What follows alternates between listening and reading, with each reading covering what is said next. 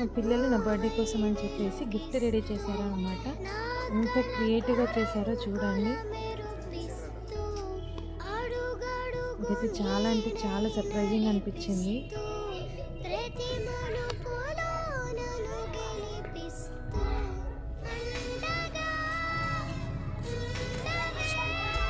చూస్తున్నారు కదా, పైన టిష్యూ పేపర్ పెట్టి రాశాడు, కింద ఇట్లా ఒక పేపర్ పైన A4 సైజ్ పేపర్ పైన రాశాడు. చూస్తున్నారు కదా, వావ్ ఎంత క్యూట్గా రాశాడో. థ్యాంక్ యూ సో మచ్ నాన్న, థ్యాంక్ యూ. ఇంకొకటి చేశారు, ఇది కూడా చాలా క్రియేటివ్గా ఉందన్నమాట.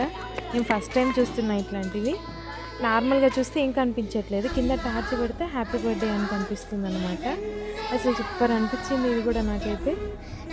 థ్యాంక్ యూ సో మచ్ నాన్న.